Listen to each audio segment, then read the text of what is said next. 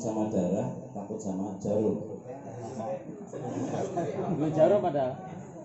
Punya jarum tapi nek sampean bekam nanti bekam. Boten nanti. Nek kurang bekam, kurang darah iki sampean lemes ya. Lemes, kok dia kok.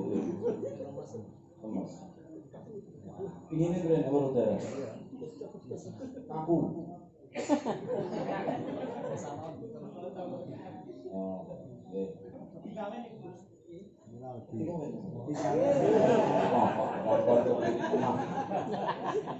itu, masuk sampai lebih gawe. Paling urut kayu gitu. Kayu kok saya lebih gawe.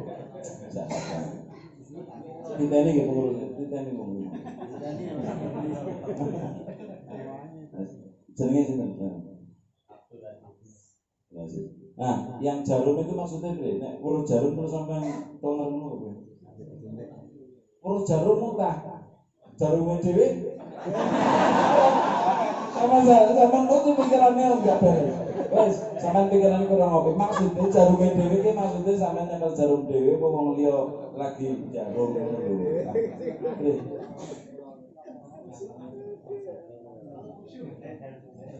Oh. Jarum suntik. Tapi jarum jahit ya ora. Oh. Tak kira jarum jahit dan jarum-jarum yang lain. Kayak jarum rokok kan ada rokok jarum.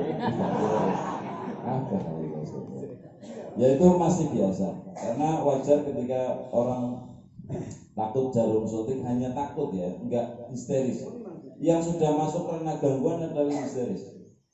Sudah mempengaruhi tubuh ini bereaksi yang tidak wajar. Ya, poro darah langsung tiba, langsung kelengar. Sak darah-darah apa itu berarti memang gangguan. Kalau melihat darah kemudian lemas, itu cara wong kuno ki lemah jantung kok, lemah jantung. Memang berarti jantungnya udah lemah. Jantungnya udah lemah. Carane sampai sering melihat darah. Orang yang takut ketinggian, apa namanya disuruh namanya? Itu hanya bisa diobati oleh ketinggian itu sendiri. Jadi dia dipaksa lebih sering di tempat ketinggian dan itu pasti akan sembuh. Karena hanya takut ketinggian. Kalau sudah masuk penyakit yang harus ditangani dengan intensif adalah yang reaksinya sudah nggak normal. Wis nek weruh praktisi langsung kesurupan bangdan itu wis gede. Ya. Nah, itu. Yang pertama, tasghirun nizam. Mentasghir, menaklukkan alam bawah sadarnya. Itu caranya menenangkan tubuh. Ya, menenangkan tubuh. Kang laksokoran. Ini tubuhnya sepertinya tenang, tapi akan saya cek tenang apa enggak. Ya, dengan cara saya akan menyentuh jantungnya, detak jantungnya. Nah, jantungnya nggak bisa bohong bahwa dia nggak tenang karena jantungnya detaknya keras, kenceng, lebih cepat, stabil. Ya, nggak stabil. Nah, berarti walaupun tenang begini, tapi nggak tenang, diukur nggak tenang dari detak jantungnya. Ya, tapi jangan sampai kemudian menyalahpahami contoh ini. Kemudian sampean mengecek orang ini tenang apa enggak dengan harus menyentuh. Sampean tertawanya aneh. Iya. Ya, bodoh-bodoh cerdas. Programnya bodoh nih. Nah, detak jantung yang tidak beraturan atau lebih cepat, tidak stabil, ritmenya tidak beraturan, itu menunjukkan ketidaktenangan dan otomatis pada saat yang sama adrenalin itu sedang naik. Ya, maka kita turunkan menenangkan tubuhnya dengan cara apa? Yang pertama, selunturkan, selunturkan untuk mengantisipasi Kang Ajis ini nanti ketika gelombang otaknya turun naik lagi. Karena ada apa di saraf kaki ngirim sinyal ke sini. Oh, Bel. Oh, semutan. Akhirnya gelombangnya naik lagi. Nah, kita antisipasi itu supaya turun dengan landai. Yang kedua, matanya disuruh pejamkan. Sama meripati merem. Ya, ini belum tenang, belum mulai eksekusi yang pertama itu tadi. Baru kita yang pertama menenangkan tubuh itu, memerintahkan margi kita untuk mengatur nafas, tarik nafas pelan-pelan dan keluarkan pelan-pelan. Tarik nafas alon-alon, tarik nafas alon-alon. Mengeluarkan nafas, ya, menghirup nafas dan mengeluarkan nafas di bawah kendali kesadaran. Ini adalah cara menyetabilkan detak jantung dan menurunkan adrenalin yang sangat cepat.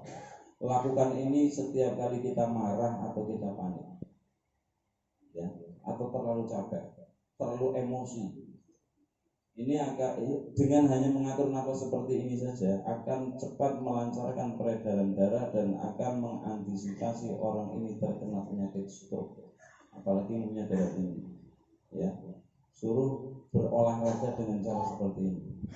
Diam dan mengatur nafas, bukan mengatur nafas, menyadari naiknya nafas dan menyadari keluarnya nafas melalui kesadarannya. Jadi Kang Haji kudu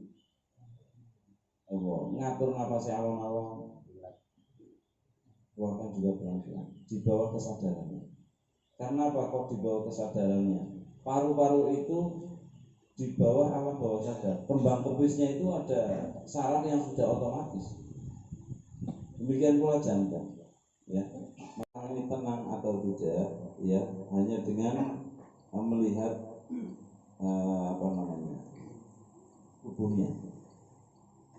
Tenang burung, cara bernafas seperti itu sudah menenangkan dia, ya.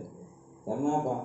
Untuk menyadari sebuah paru-paru yang tadinya otomatis melalui saraf yang di alam bawah sadar, kemudian disadari dengan kesadaran, butuh kekuatan ekstra sehingga semua perhatian saraf-sarafnya menuju ke sana. Semua perhatiannya menuju ke nafasnya. Terus tarik nafas pelan-pelan dan keluarkan. Karena konsen pada kembang kempisnya paru-paru, kesadaran yang lain sudah dikat dengan sendirinya, ya. Sehingga detak jantung yang tadinya ada grogi, ada apa, sudah turun normal. Ajis yang tadinya di awal di sini jadi pusat perhatian, merasa jadi saraf-sarafnya juga merespon itu sehingga adrenalinnya naik, deg-degan dan sebagainya. Ketika mengatur nafas seperti itu sudah lupa dia, otomatis gelombang otaknya juga detak jantungnya tenang. Jadi cara menenangkan tubuh, yaitu suruh mengatur nafas dengan cara seperti ini. Tarik nafas pelan-pelan dan keluarkan pelan-pelan. Lakukan ini untuk setiap kita yang tidak ingin terkena penyakit stroke. Lakukan ini ketika kita ingin mengendalikan emosi, menenteramkan hati. Maka kita perintahkan margi kita dalam hati untuk Kang Ajis, dalam hati jenengan. Setiap menarik nafas, ucapkan Allah. Ketika mengeluarkan nafas juga Allah. Karena dalam Al-Quran hanya satu cara menenangkan hati itu, ala bidzikrillahi tatma'innul. Hanya mengingat Allah, hati itu akan menjadi tentram. Maka terlarang di metode tasbih ini menenangkan orang dengan cara memperdengarkan musik, walaupun musik lain, atau memperdengarkan suara-suara senatural apapun, gemercik air, suara burung, macam-macam, atau suara-suara musik gending-gending yang sayup-sayup yang menurut umum itu menenangkan. Itu bukan menenteramkan, itu melenakan. Secara tidak sengaja justru kita telah menginstal program lena, program ghaflah pada orang ini. Dia nggak akan kuat pada ujian dan cobaan hidup, gampang cepat marah, cengeng. Maka cuma satu menenteramkan hati, mengingat Allah. terus dengan menyebut nama Allah dalam hati, nggak boleh diucapkan ya dalam hati, dan keluarkan menyebut nama Allah. Kenapa nggak boleh diucapkan? Karena ketika diucapkan oleh mulut, saraf yang ke mulut ini kan berarti reaksi, ada hubungan ke saraf. Nah itu berarti ada tambah kesadaran lagi. Nah, setelah mengingat Allah, yang ketiga melemaskan otot. Nah, melemaskan otot. Jadi langkah yang pertama menenangkan tubuh, kedua menenteramkan hati, suruh dia mengingat Allah. Yang ketiga melemaskan ototnya. Nah, otot yang mana? Ya semua otot tubuh, ya. Untuk Kang Aziz, ya, tundukkan kepalanya dan lemaskan di sini. Nah, tadinya kan tetap ada otot yang menopang berat ini ya, berat kepalanya. Nah, seperti ini, ya, seperti orang yang tidur sambil duduk. Nah, keadaan tubuh ototnya sampean kabeh koyo dong sampean iki turu. Ototnya lemes kabeh koyo wong turu. Lemaskan semua. Tapi niatkan itu sebagai tanda pasrah sampean kepada Allah. Memasrahkan zahir kepada Allah yang ditunjukkan dengan tidak ada daya dan upayanya zahir kita kepada Allah. Ini tanda pasrah kepada Allah. Sama ya tawakkal 'ala Allahi bahwa hasbuh. Allah yang akan menyelesaikannya ketika kita memasrahkan semuanya kepada Allah. Bertanggung jawab atas semua yang sampai pasrahkan. Saya akan menemani sampean dengan bacaan ayat Al-Quran yang saya niatkan bacaan saya ini untuk menguatkan hati, pikiran, dan tubuh kita, sehingga semua kelemahan, semua gangguan yang ada dalam hati, pikiran, dan tubuh jenengan itu akan semakin lemah dan musnah. Dan jadilah jenengan mukmin yang lebih kuat, karena mukmin yang kuat itu lebih dicintai oleh Allah daripada mukmin yang lemah. Terima saja semua bacaan ayat Al-Quran yang saya baca, yang jenengan dengarkan. Ya, semua rahmat di dalamnya, semua obat di dalamnya, terima dan biarkan itu menyelesaikan semua persoalan-persoalan yang mengganjal di hidup ini. A'udzu billahi minasy syaithanir rajim. Bismillahirrahmanirrahim. Alhamdulillahi rabbil alamin. Ar-Rahmanir Rahim. Maliki yaumiddin. Iyyaka na'budu wa iyyaka nasta'in. Ihdinas siratal mustaqim. Siratal ladzina an'amta 'alaihim ghairil maghdubi 'alaihim waladdallin.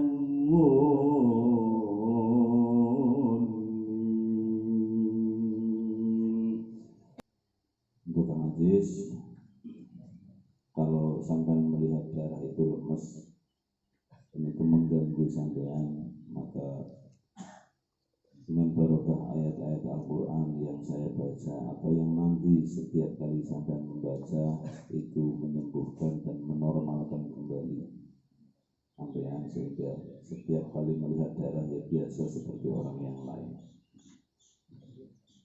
Begitupun melihat jarum suntik, melihat apapun yang jenengan takuti, jenengan khawatiri sudah tidak terjadi, karena hati, pikiran, dan tubuh jenengan telah lebih kuat dari sebelumnya dengan syafaatul Quran, dengan rahmat Allah dalam Al-Quran dan sifat atau obat yang ada dalam Al-Quran. Jadilah mukmin yang lebih kuat dari sebelumnya dan tetaplah menjadi mukmin yang selalu memberikan banyak manfaat. Saya akan bacakan surat Al-Fatihah untuk mengunci semua fadilah itu permanen di tubuh jenengan, di jiwa jenengan, sehingga selamanya fadilah itu ada dalam jiwa dan raga jenengan. Bismillahirrahmanirrahim. Alhamdulillahirabbil alamin. Arrahmanirrahim. Maliki yaumiddin. Iyyaka na'budu wa iyyaka nasta'in. Ihdinas siratal mustaqim. Siratal ladzina an'amta 'alaihim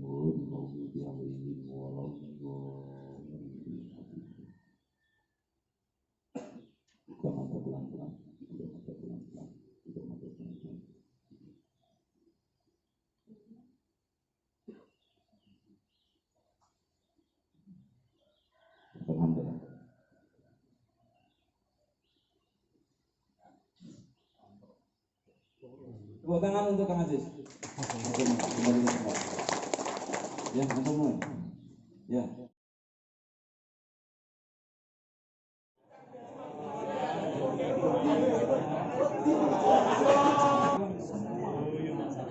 Mulai sekarang, Allah dalam hati Allah.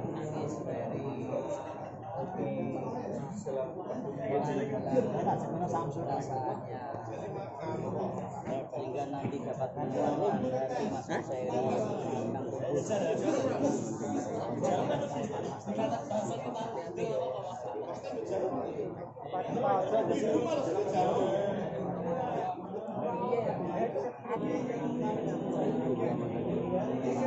Master Hipno, JRA Pati, Babin, polisi Pati yang ikut JRA sedang praktek taskhirul Quran.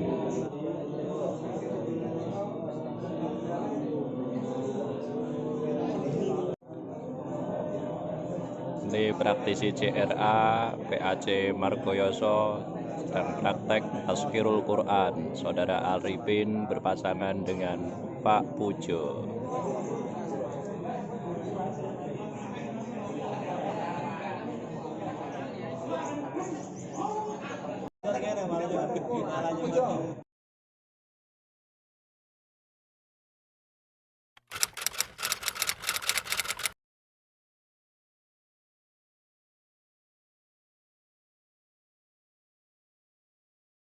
Sekarang ini sesi ruqyah jarak jauh, mencari pasangannya sendiri-sendiri. Baik, yang di ruqyah monggo silakan ambil jarak yang aman. Jangan terlalu dekat dengan yang lainnya karena ada muntahan. Kalau ada muntahan ya, dijaga jaraknya yang benar. Monggo silakan yang meruqyah menuju di depan makam Jumat Timur sana ya. Monggo. Oh, jaraknya yang jauh. Karena ini ruqyah jarak jauh, praktek ruqyah jarak jauh. Cari tempat sendiri-sendiri dan cari pasangan sendiri-sendiri. Harus tahu namanya yang diruqyah. Jam 10 bacaan Qur'annya mulai. Kita yang diruqyah di sini, siap-siap turunkan gelombang otaknya menuju khusyuk, menuju khusyuk. Tarik nafasnya pelan-pelan. Tarik nafasnya pelan-pelan dan keluarkan nafasnya juga pelan-pelan. Tarik nafasnya pelan-pelan dan keluarkan pelan-pelan. Sambil niat, saya niat menerima ruqyahnya Fulan bin Fulan. Yang mau membaca niat sekarang, saya niat meruqyah Fulan bin Fulan. Sebut namanya dan bayangkan wajahnya. Saya hitung sampai 10. Pada hitungan ke-10 meruqyahnya mulai. 1, 2, 3, 4, 5, 6, 7, 8, 9, 10, mulai.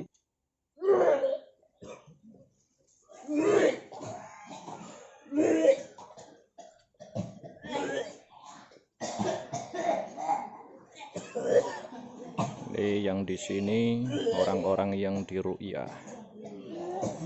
Orang-orang yang diruqyah dari jarak jauh.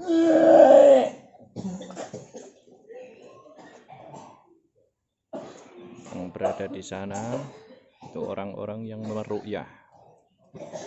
Orang-orang yang meruqyah yang berada di sana.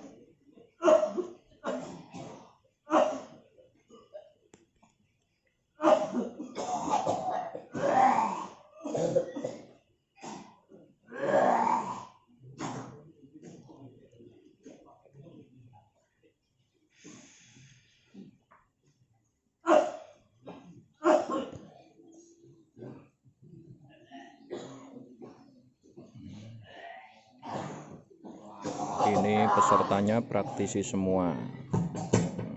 Ketika diruqyah masih ada yang reaksi. Tubuh kalian apapun yang sakit di dalam tubuh kalian, pegang pada area yang sakit, pada area yang sakit dipegang kepada Allah untuk menyembuhkan penyakit tersebut. Bismillah.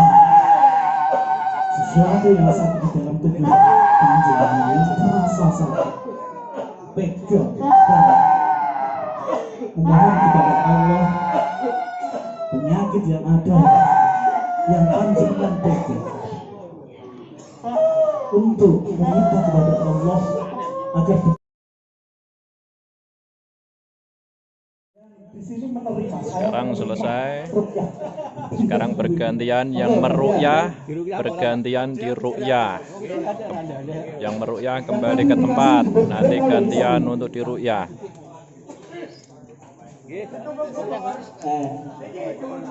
Rukyah kowe ini.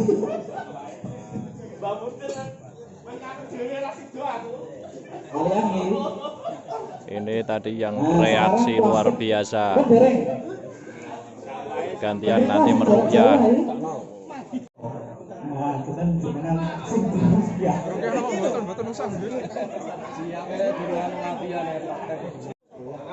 Bisa anggar buka plastik. Anggar buka plastik. Dua. Tiga. Empat. Lima. Berapa? 6. 7. 8. 9. 10.